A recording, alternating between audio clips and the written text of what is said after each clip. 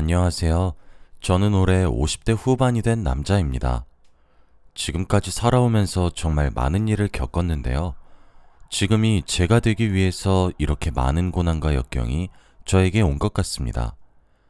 저는 살아오면서 부자의 삶도 살아봤고 거지의 삶도 살아봤어요. 이렇게 극과 극의 두 삶을 살아보면서 정말 많은 것을 깨달았습니다. 저만큼 인생의 굴곡이 심한 사람은 아마 없을 거라고 장담합니다. 다들 저의 이야기를 듣고 힘을 내셨으면 좋겠어요. 저는 어린 나이부터 사업가가 꿈이었습니다. 그래서 주위에서 그렇게 말렸는데도 불구하고 고집을 피워서 사업을 했어요. 제가 사업을 시작할 수 있었던 이유는 저의 의지도 있지만 부모님의 응원도 있었습니다. 제일 친한 친구들까지도 그냥 평범하게 취업하고 평범하게 여자 만나서 평범하게 결혼하라며 사업 준비하는 걸 그만두라고 말리기 일쑤였어요. 그런데 저희 부모님은 달랐습니다. 제가 사업을 하든 취직을 하든 저 하고 싶은 거 하라고 하셨어요. 나중에 후회하지 말고 말이죠. 그리고 그 일에 대한 책임도 오롯이 제가 다 져야 한다고 가르쳤습니다. 어릴 때부터 그렇게 배워왔기 때문에 저는 사업을 하겠다고 더 굳게 다짐할 수 있게 되었죠. 당연히 20대 중반까지 친구들보다 훨씬 뒤떨어졌습니다. 다들 좋은 회사에 취직도 하고 나름의 성공적인 인생을 살았지만 저는 매일 밤마다 사업 준비로 머리가 아팠으니 말이죠. 그런데도 저는 행복했습니다. 하고 싶은 일에 몰두하는 게 이렇게 재밌는지 몰랐거든요. 그렇게 저는 20대 인생을 전부 제 사업에 바치고 사업을 시작했습니다. 당연히 힘들었고 처음엔 많이 포기하고 싶었어요. 그치만 이악물고 했습니다. 밤잠 줄여가면서 하루 종일 사업 생각으로 머리가 아파오고 발품을 팔아가면서 투자자들이랑 미팅도 하다 보니 제 일상이 없어졌어요. 그런데도 시간이 지날수록 제 아이템이 입소문이 나서 투자를 하고 싶다는 사람들이 나오니 그런 거 다 필요 없었습니다. 제 인생이 곧 사업이었으니까요. 저는 점점 사업을 확장시켜 나갔고 결국 30대 후반에는 직원들도 많이 있는 어엿한 회사 대표가 되었죠. 정말 바닥부터 차근차근히 올라온 거였어요. 그만큼 이 자리가 너무 값지고 소중했습니다. 사업이 커갈수록 확실히 경제적으로 부유해지고 여유로워지긴 하더라고요. 그런데 저는 그런 것보다는 제 아이템이 널리 퍼지고 인정받는 게 더 좋았습니다. 제 사업이 커지니 친구들도 하나둘씩 저를 인정해 주었고 저는 그토록 바랬던 성공적인 사업가가 되었습니다. 그런데 20대 때부터 저의 영혼을 갈아서 사업에만 몰두를 하다 보니까 어느덧 40을 바라보고 있더라고요. 그동안 연애는 당연히 해보지 않았고 사람들을 만날 여유조차 없었습니다. 주위 친구들은 다 장가가서 아이까지 낳고 행복하게 살고 있는데 저는 이제서야 제 주위를 둘러보게 되더라고요. 부모님도 어느덧 많이 늙으셨고 얼른 며느리를 보고 싶어 하는 것 같았습니다. 제가 사업가가 되니 주위에서 손짜리 제의가 엄청 많이 들어왔어요. 그런 거에 관심이 없어서 거절했는데 이제 사업가로서 결혼도 필요하다는 생각이 들었습니다. 부부 동반으로 할 수 있는 모임들도 많았고 저도 이제는 누군가의 곁에서 휴식을 취하고 싶다는 생각이 들었거든요. 그래서 그때 제일 먼저 들어온 선자리를 나가기로 했습니다. 그런 자리가 처음이라 어떻게 해야 할지 몰라서 되게 가벼운 마음으로 갔어요. 그 사람과 당장 결혼을 할 생각도 아니었고 단순하게 식사 자리를 가진다는 생각이었죠. 그런데 그 자리에서 만난 여성분은 정말 어리셨어요. 저와 10살은 넘게 차이가 나 보였는데 생각외로 저와 대화도 잘 통했습니다. 어린 나이에도 불구하고 세대 차이가 안 나서 대화를 끊임없이 했네요. 사람들이랑 식사를 하면서 일 얘기를 하지 않은 게 정말 오랜만인 것 같았습니다. 여성분과 식사 내내 재밌고 행복했네요. 그리고 저희는 서로 무언가 맞는다는 느낌이 들었고 그 이후로도 계속 만났습니다. 다들 저보고 도둑놈이다 했지만 저는 상관없었어요. 저를 사랑해주는 여자가 있고 행복하니 그걸로 됐거든요.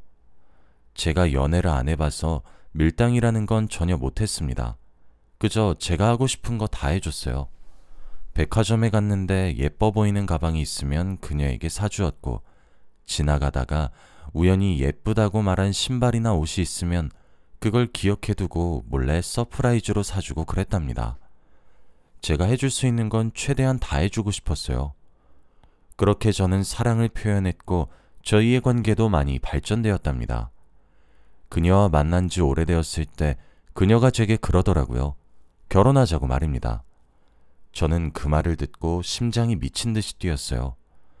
그녀가 먼저 저에게 결혼하자고 말해준 것이 저는 너무 기뻤거든요. 당연히 고민할 틈도 없이 결혼을 하자고 했고 저희는 속전속결로 결혼식을 올렸습니다. 주위에서 뭐가 이렇게 급했냐고, 혹시 속도 위반했냐고 장난식으로 물어봤지만 저희는 그런 것도 아니었고 단순히 서로 너무 좋아서 빨리 결혼했다고 대답했어요. 그만큼 저희는 서로밖에 모르는 사람들이었습니다. 그리고 결혼하고 나서 아내를 고생시키지 않게 하기 위해 아내가 하고 싶은 거 다 하게 냅뒀어요. 아내가 다니고 있던 직장도 그만두고 한도 없는 신용카드를 쥐어준 뒤 마음대로 살라고 했죠. 당연히 아내는 제가 준 카드로 매일 백화점에 가서 몇백 몇천만 원씩 일시불로 긁었습니다. 저에게 결제 내역이 문자로 오긴 하지만 괜찮았어요. 아내가 이렇게 돈을 쓰면서 스트레스도 풀고 기분이 좋아지면 저는 그걸로 만족했거든요. 아내는 아직 어린 나이였기 때문에 친구들과 여행도 자주 갔고 술도 많이 먹었습니다. 저는 그런 것도 다 이해했어요.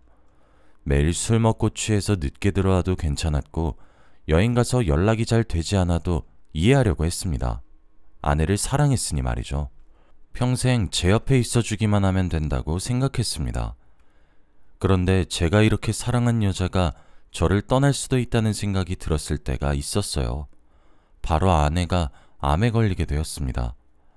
아내가 나이가 어려서 건강검진을 아직 해본 적이 없었는데 제가 건강검진하러 가면서 아내와 같이 간 적이 있어요. 그런데 그 결과에서 암이라는 진단이 나왔습니다. 그 순간 뒤통수를 한 대 맞은 기분이었어요. 아내가 제 곁을 떠날 수도 있다는 생각이 들었습니다. 아내는 검사 결과지를 들고 펑펑 울었어요. 자신이 죽으면 어떡하냐며 자기 버리지 말라며 오열을 했죠.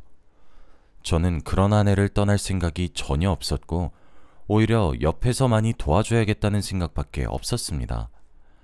다행히도 아내가 암 초기여서 약물로 치료할 수 있었고 술을 줄이고 식단만 제대로 지킨다면 완치할 수 있었어요. 그래서 제가 옆에서 정말 많이 도와주었습니다. 병원에 갈 때마다 늘 같이 가주고 아내보다 제가 더 아내의 식사 식단, 약 먹는 시간 등을 잘 체크해서 일일이 다 말해주었죠. 그만큼 아내가 건강했으면 좋겠다는 생각을 가지고 있었습니다. 저와 아내가 함께 노력해서 아내는 암을 치유할 수 있었어요.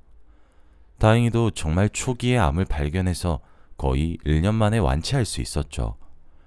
그리고 이제 다시 예전처럼 아내와 행복하게 결혼 생활을 할 줄 알았습니다.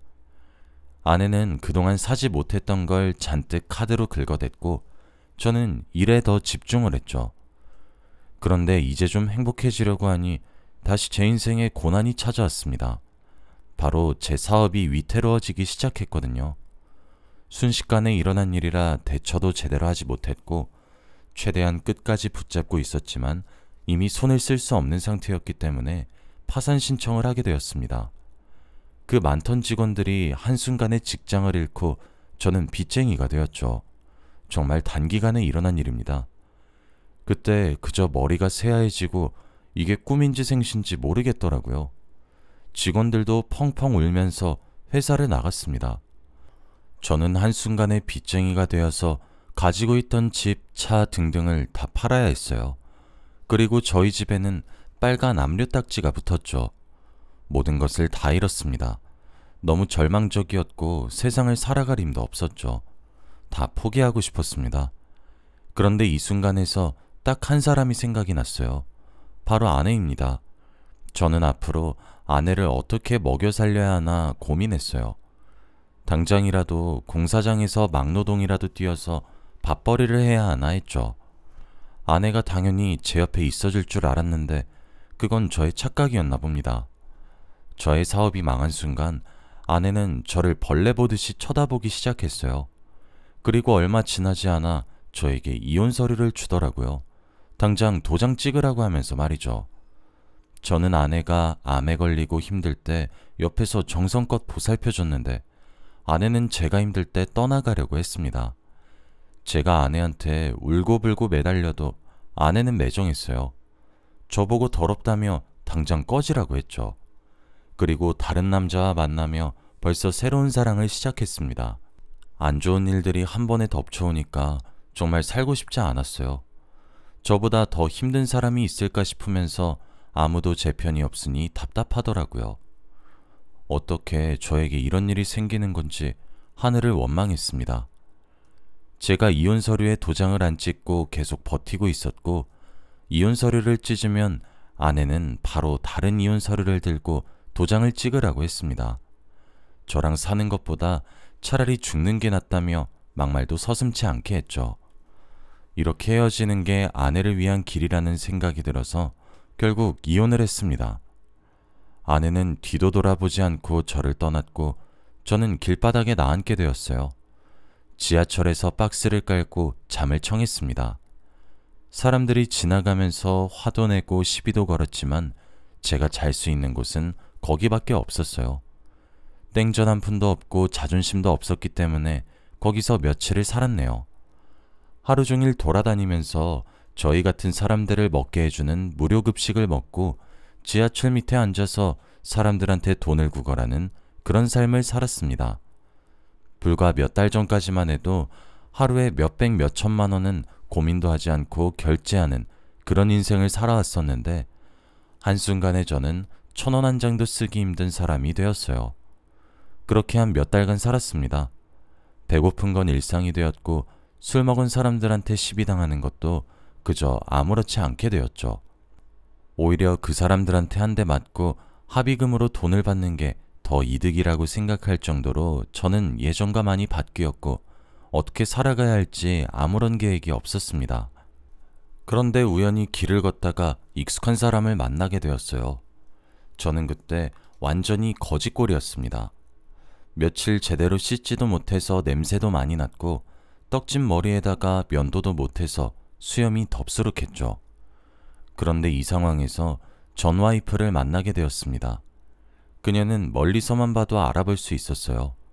저와 이혼했을 당시보다 더 화려해졌고 자신을 더 꾸미고 다녔습니다.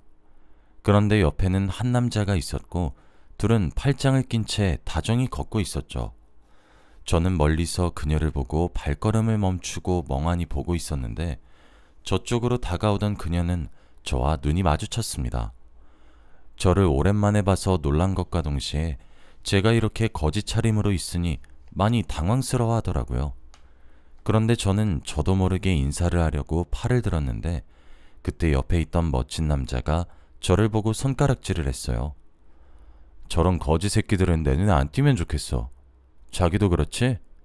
이런 말을 하며 제 앞을 지나가려고 했고 전 와이프는 그 말에 그러니까 말이야 라며 제 앞을 쌩 하고 지나갔습니다. 저보다 나이는 한참이나 어려 보이는 젊은 남자가 대놓고 삿대질을 하며 저한테 거지 새끼라고 하는데 그 순간 정신이 차려지는 기분이 들었어요. 제가 지금 여기서 뭘 하고 있는지 현실을 자각하게 되더라고요. 그리고 전 와이프 앞에서 이런 꼴을 보이고 있으니 자존감도 미친 듯이 바닥을 쳤습니다. 저는 그 순간 제 남은 인생을 다시 시작하기로 결심했어요. 이를 악물고 그들 앞에서 당당히 저를 내세울 수 있도록 말이죠. 저는 사업을 다시 시작하기로 했습니다. 처음 했을 때보다 더 열심히 했어요. 주위 친구들에게 사정사정해서 겨우 사업 자금을 마련했고 사업했을 때 알고 지냈던 사람들의 도움을 받아서 새로운 일을 시작했어요. 다행히도 한번 해봤던 경험이 있으니 아주 조금은 수월했습니다. 하지만 초심은 잃지 않겠다는 생각으로 이를 악물고 했죠. 그런데 제가 이렇게 사업에만 열중을 하는데 한 여자를 만나게 되었습니다. 그 여자는 정말 아름답고 성격도 너무 좋았어요. 그 당시에 저는 누군가를 만날 여유조차 없었고 그녀와 만날 시간도 없었습니다. 하지만 그녀는 스스로 제가 있는 곳까지 와서 저와 함께 있고 싶어 했고, 돈이 없어서 아무것도 해주지 못했던 저에게 자신이 돈을 더 내서라도 저와 함께 있어줬어요. 제가 그녀에게 얻어먹은 것도 많고 좋아한다고 표현도 잘 못했습니다. 그런데도 그녀는 제 옆에서 제가 힘들 때마다 위로도 해주고 조언도 해주었죠. 그녀가 제 옆에 있어주는 것만으로도 저한테는 힘이 되고 큰 위안이었습니다. 제가 돈이 많은 것도 아니고 멋지지도 않은데도 저를 좋아해주는 게 너무 고마웠죠. 그녀의 도움과 주위 사람들의 협조 덕분에 저는 사업을 다시 일으킬 수 있었습니다. 정말 꿈만 같은 인생인 것 같아요. 다시 예전과 같은 실수를 하지 않기 위해 엄청나게 체계적으로 다시 시작했습니다. 예전에 제가 사업을 했던 경험이 있으니 다른 투자자들도 저를 믿고 다시 투자를 했고 단기간에 금방 성공적인 사업가 자리로 갈 수 있었던 것 같네요. 사업이 안정기에 들어가자마자 바로 그녀에게 청혼을 했어요. 힘들 때 제 옆에서 저를 위해주고 저를 믿고 끝까지 기다려준 게 너무 고맙다고 말이죠. 그리고 평생 함께하고 싶다고 저의 진심을 말했습니다. 그녀는 저의 청혼을 받고 눈물을 흘렸고 저희는 정식적인 부부가 되었습니다. 아내한테 해주고 싶은 거 다 해주고 싶어서 예쁜 명품 가방과 신발, 옷 등을 많이 사주었어요.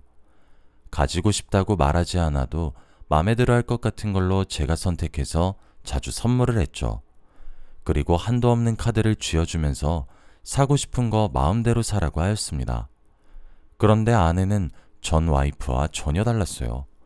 오히려 저에게 진지하게 선물을 주지 않아도 된다고 말했거든요. 제가 선물을 사주는 건 고맙지만 자기는 필요가 없다고 했습니다. 그리고 무엇보다 제가 제일 놀란 건 카드를 쥐어줘도 아내는 쓰지를 않았어요. 해봤자 동네 분식점에서 떡볶이를 시켜 먹는 정도랄까요? 그만큼 사치가 없었고 검소한 사람이었습니다. 아내와 결혼하면서 정말 사랑이라는 게 뭔지 다시 배웠어요. 제가 아무리 사랑한다고 해서 비싼 명품백을 선물로 주는 게 아니라 많이 표현하는 것이 진정한 사랑이라고 배웠습니다. 이걸 나이 50이 넘어서야 알았네요. 아내한테 저는 정말 많이 배웠고 이 여자와 만나기 위해서 지금까지 저에게 이런 고난이 있었나 싶습니다. 아내를 보면서 저도 같이 검소해졌고 돈을 흥청망청 쓰지 않게 되었어요. 결혼을 정말 잘했다는 생각이 들었고 너무 행복했습니다.